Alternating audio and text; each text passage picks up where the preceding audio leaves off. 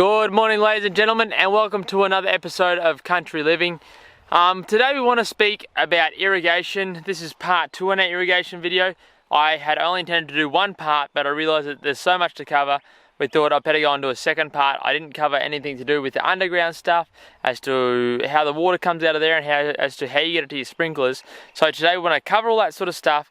If you were interested in the first irrigation video and you want to know how we did our underground stuff and how we do all the brains behind it work, this is the video for you, so stick around.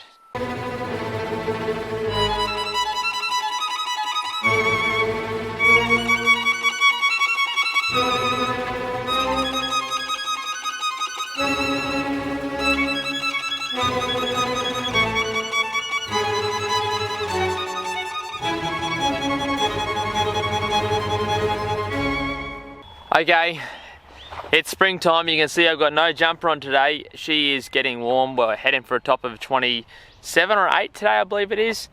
Beautiful weather. It's the most wonderful time of the year, as they say. Today, like I said, we're going to be doing irrigation. So we covered our sprinklers and stuff last time, and why we choose different sprinklers. But what I want to do today is cover the nuts and bolts on how we get the water from our water source to our sprinklers and the different options there are for that. Just a quick little parenthesis, Russian garlic. I wanted to show you guys our Russian garlic. So we've got our garlic in here, Russian garlic or elephant garlic, whatever you want to call it. Look at it's pumping, absolutely pumping right now.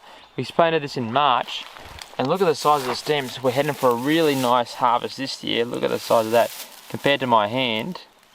You know, it's as big as 4 fingers wide. So, you know, we've got another, we're in September. October, November, and she should be, yeah, probably another month or 2 before we start harvesting. Really excited about that, and she's really looking like a nice crop.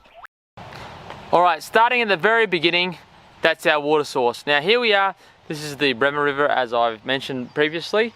Every time I come down here to the creek, I just have to pinch myself. What a beautiful place it is, a bit of water.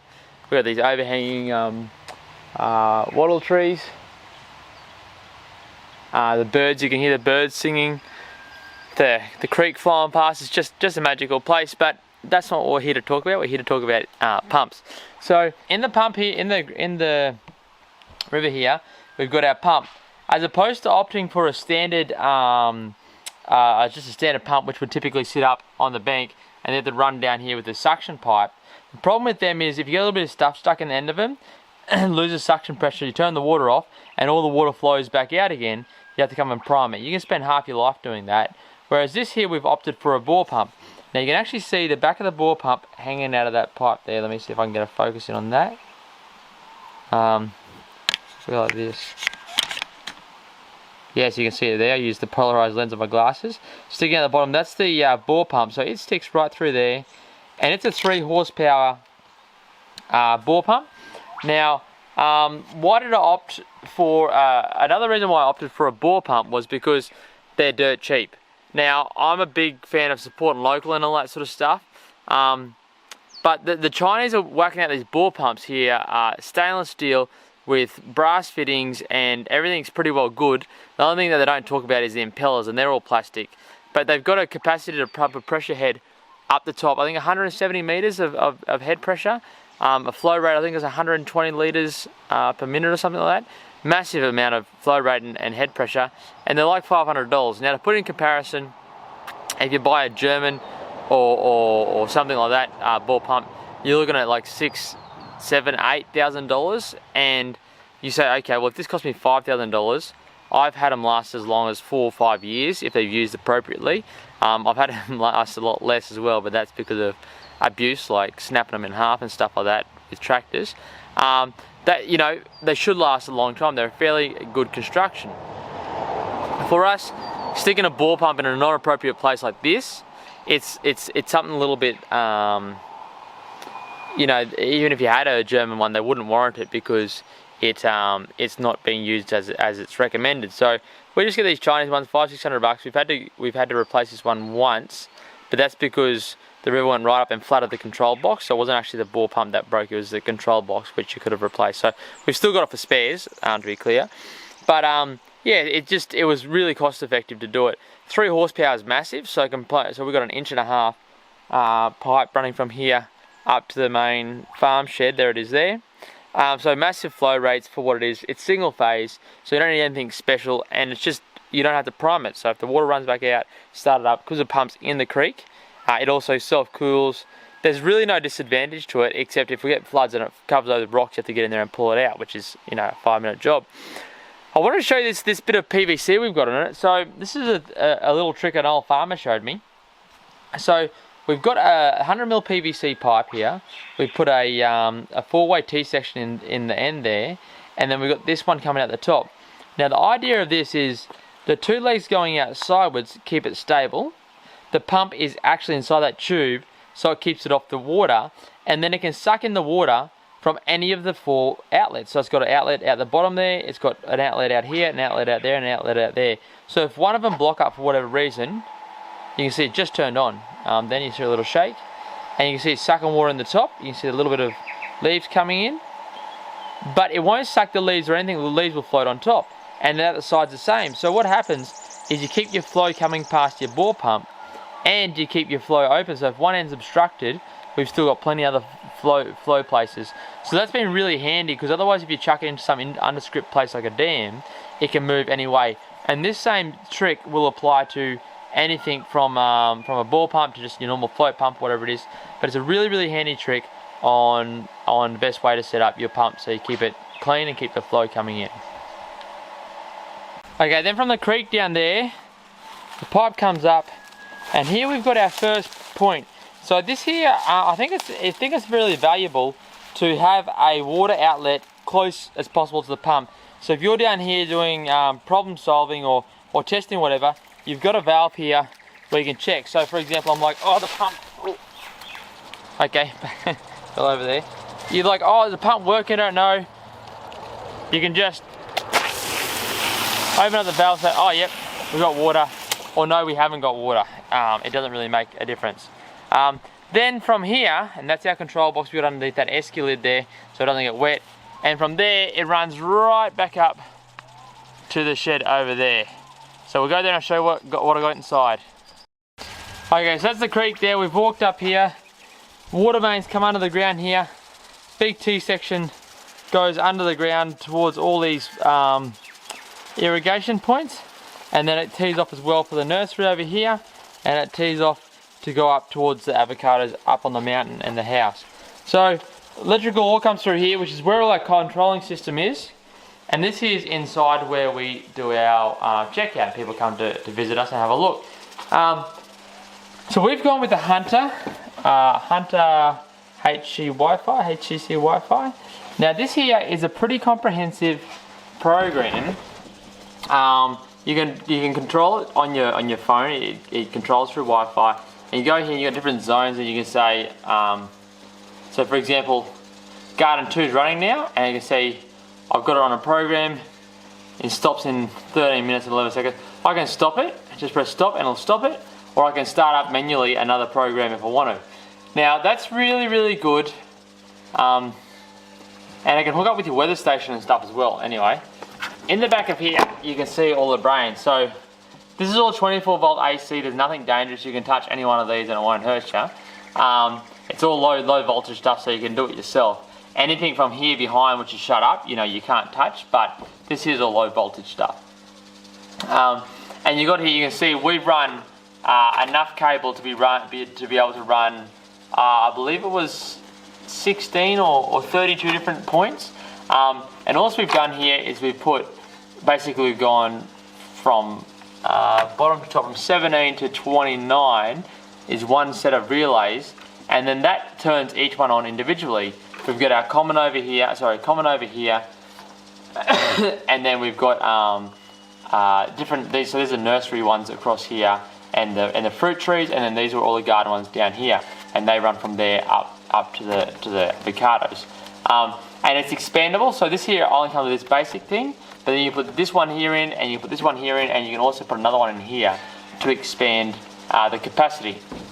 One of the letdowns of the system is you only run 2 irrigation points at once, so although you've got all these, you can't turn them all on at once, you can only turn 2 on at once. It was a little bit of a letdown for myself, and we've had to readjust our thinking to suit that. So yeah, so when we have our programs, actually I can show you my phone, the program. So it's called HCY.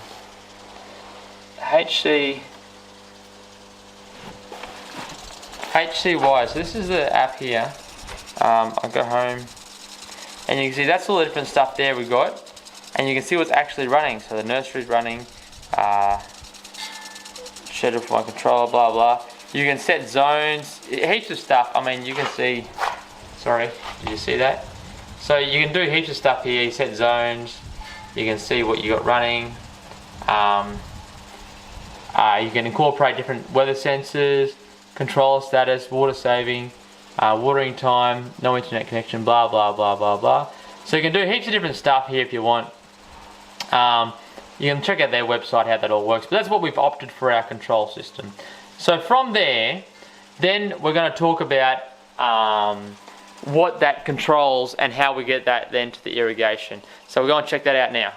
Okay, so this is our basic configuration of what we've got under the ground. So we've got our main pipe, and I'm just using the fitting of the pipe so you can see size-wise. It's 2 inch, and that'll come across, and we'll put our tapping saddle on, which you put the top half on here, there's a seal in here, you put that on, you drill through, put your bolts in, clamp it up, and the water comes through here. I'll show you one on the field in just a minute. Then you come up to our electronic solenoid, and so what happens, this is where we solder from the controller. So then wires run underground and connect to here. One's a common, so one of the wires hooks up to all of them. It's AC, so it doesn't matter which one you put which onto. It doesn't matter at all. So yeah, so you put power on one, and then on the other one you put your common. So whatever, just one wire in each. So one will have to be the numbered one, and the other one will have to be the common. And that will open up the flow of the valve. Now these particular ones are got, I don't know what brand they are. Made in the USA, BSP, don't know. Anyway, the moral of the story is, they've got this little valve on top here where you can manually open them and close them. But we have them underground, so you can't use that, but it's good for testing if you have issues with them. And then there's this little knob here, which you can regulate the pressure with. Now we have all ours full flow because we don't have that much pressure where we need to regulate it back. But if you have headwater pressure from up in the mountains or something, you may well need to use that.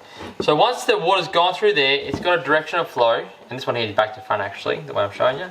But the water's going to flow this way here, and then we've got these valves here, which are our septic system valves, and they're basically just a quick disconnect.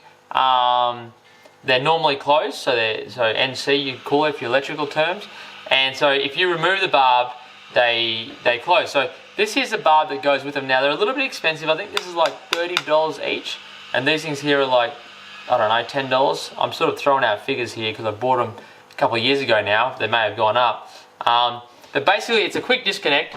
All you need to do to connect them is push that in, and then firm push, that clicks in, and that opens up the valve, and it's got a really big valve opening because it's made for septic, so it's got to get solids through, so it lets good water flow, doesn't have much restriction in there, and it goes straight through here 1 inch out the other side.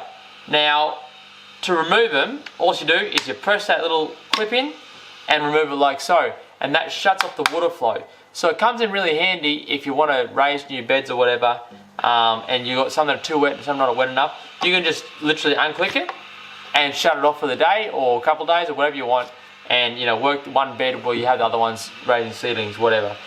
Really, really good. I really like them. They're fairly expensive, like I said, but I recommend them.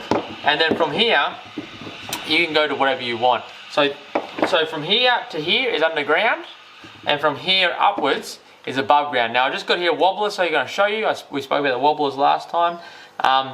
If you see, that's here, it just screws onto it, but typically what we'll do is we'll put a riser, so that's just a big long bit of PVC pipe. I'll show you in the field in a minute. And the riser will take the water from here up high. So we don't actually use wobblers anymore, as we spoke about in the last video, but we use the sprinklers now because we can throw further when we need less of these things. So yeah, so they just screw on that. So that's our basic outlay of how the water gets then from the pump to the wobblers. Here we've got an example of that assembly that we just saw. I've had to dig a hole here because we've had issues with this wiring connection, and I haven't filled it back in yet. It's filled itself in with water, as you can see. But that's our valve, you can see, and it's fairly well level with the soil height here. The water's a bit lower, obviously, and then we got a barb coming out of there. Now from our barb, I actually forgot to mention that we got a pipe that there's 3/4 inch low density poly, and it runs out to our 4 irrigation points, and from there we have a riser. Now that's your riser there. You can see that the bit that goes, that exactly does that, rises from the T section to the sprinkler up there, and what that does is it lifts that up, like I said, above your crop. So for an example, most of these crops here are fairly low, so we wouldn't need such a high riser. You sort of want to go as low as you possibly can, because the higher you go, the more chance wind takes it. But on this side here, we've got our blueberries, as you can see, beautifully starting to come along. And our blueberries will grow a fair bit taller than that. And if we had another crop that way, you know, that would be an issue. You can see over this side here, we've got the coriander bolting, and that there would be high. But when we put corn and stuff like that, higher stuff, you really need that height. So instead of changing the height all the time, we've gone for that, I think it's a 900 riser, and we've kept them all exactly the same. So our riser holders over here, I want to show you this. I'll just sit you down here for a second. Alright, so these are our riser holders. Now I developed these myself actually. And they're a really cool little bit of kit, I believe. I mean, I might be biased in that, because they clip on. So all you do is you twist them and they come off. So they're like a double S, and then when you put them straight, they close it up on the pipe. So I just go like that. I clip him on like that, turn him sideways, and the spike, you can just push it into the soil. So the way I designed it with the spike on the side here, and what happens then is this here can't go that way, and it can't go that way because it's got that bottom clip that holds it on that side, which stops it going that way. I mean, they can flex a little bit, but your pipe is essentially running this way, and the pipe works to stay that way a bit. But it can't go that way because it gets both clips on both sides holding it. So that there, we actually do sell them. I don't know whether I'm just going to stop selling them, but we'll see what happens. But yeah, I really like them for our farm. So when we have to take this whole set out here, you know, to do a new bed prep or whatever, once in a while you need to do that. You can remove this whole thing super quick, and you can reuse it on another one. And if they rust out over, you know, 20 years or whatever, you chuck away and get another one. And if you've got hard soil, I made it so the pin comes right at the top, so you can flog it with a hammer, and there should be no damage to your riser. Well, that's it, ladies and gentlemen. Second episode of irrigation. I hope that has answered all your questions. We didn't get any questions from the last video, but if there is any questions, by all means, drop it in the comment section, and we'll see if we can address that either in the comment section itself, or if it's a long enough topic, we'll do a whole nother video of it. Next week we'll be hitting on apiary stuff, beekeeping. Yeah, a fair bit to cover in that, so hope you guys are looking forward to a bit of beekeeping stuff. Springtime, the bees are buzzing, and it's all going on. So yeah, that's us for this week. Don't forget to like and subscribe, and share it with your friends. Have a good one, guys.